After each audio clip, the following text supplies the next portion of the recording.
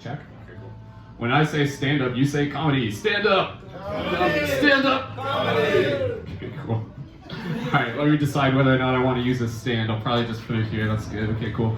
Alright, my name's Brendan. I'm a geek.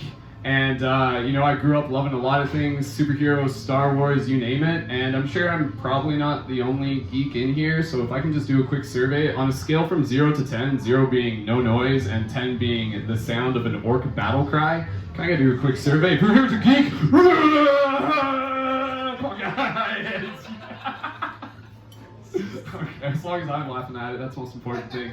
Alright, so superheroes are something that I really like I said, and part of the reason why I like superheroes is because I think through superheroes we learn to see more of ourselves. We see ourselves in them. There's always something relative to them.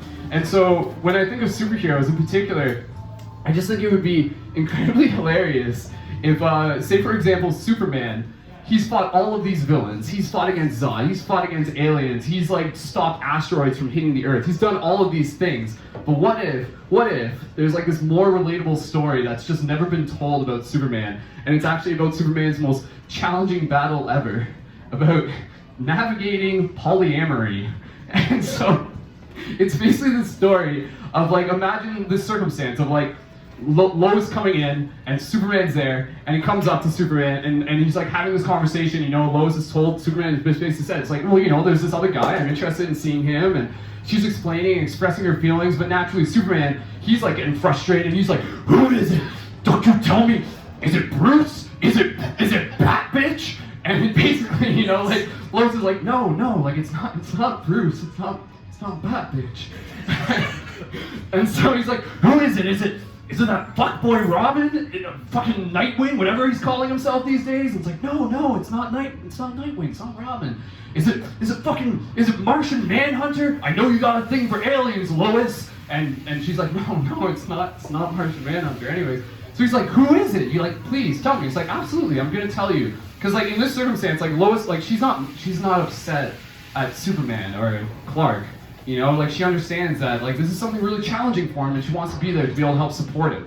And so she's like, well, it's a guy named Mark, and he's a friend of mine, and I know him through a colleague at work. And he's like Mark? Like what? Like who? Like he doesn't know who this guy is, right?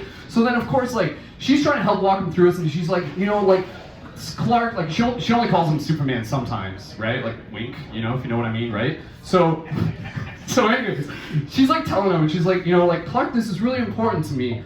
As a woman, not as a person, it's important for me to be able to like have my own freedom. And I really value meaningful connection and social relationships, be they romantic or platonic. And so Superman, he's like trying to manage this and everything, right? But of course, he's obviously got his own abandonment issues. I mean, when you're shot out of a fucking rocket, when your planet's getting blown up by your parents as a wee little baby, I'm sure that leaves a little bit of an imprint on you. So he's like dealing with his abandonment and just kind of like processing this. And then he's like, what do you want from me, Lois? Like, what do you want from me? She's like, I want you to be able to trust. And I want you to be able to trust in this process. And I want you to understand that this is an opportunity for you to show how much you love me by giving me the freedom. And me spending time with this other person doesn't mean that I love you any less, Clark.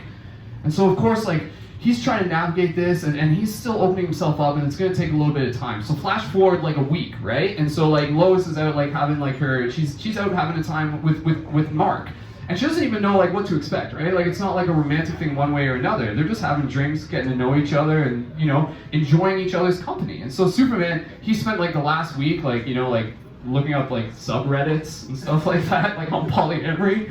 And he's because he wants to be a good partner, right? So he's like trying to like get good at navigating this, because that's what's important to him, right? He's like think about it, like, right? Like here's Superman, he's like the fucking strongest guy in the world. He can like see through walls and shit like that.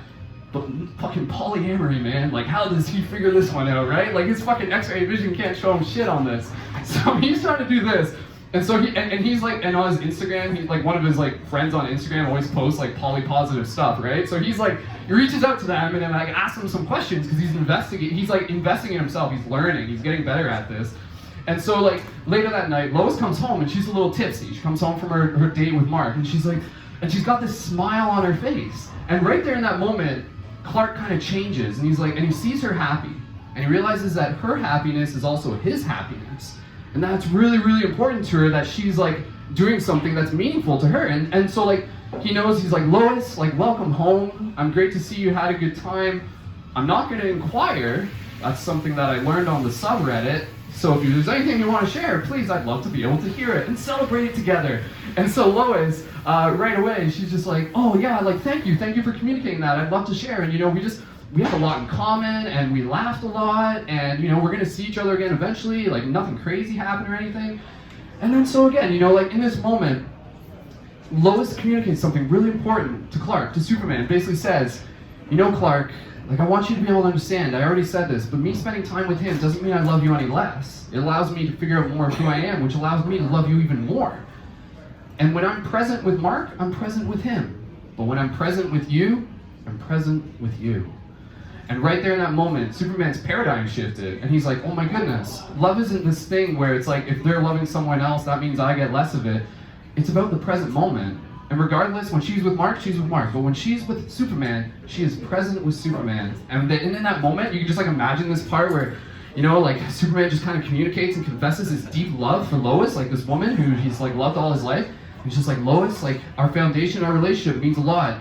And you inviting me into this gives me a lot of bravery, and I feel stronger than I've ever felt. And then she's like standing there, and she's like, oh, Clark, like, this is why I love you, and I knew you could do this. And then you can just like imagine this, like the room's like dimly lit, and they just kind of like, in that moment, it's just like this like beautiful embrace. And then like that night, they just have the most passionate sex, and they're like flying up in space doing it and stuff like that. I assume that's just what they would probably do that normally, right? Just like flying sex, right? Who wouldn't?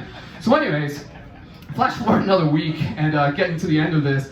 Basically, again, like Mark's gone on another date with Lois, and they've had a great time, and things are okay. And in the meantime, like Superman, because at the same time, he's like, part of the conversation they had was basically this idea that if she can see other people, absolutely, she wants him to see other people. And she said to him, Clark, I know that there are other women, there are other people out there who would really value from having you in their life. And I want you to be able to see that and explore that for yourself.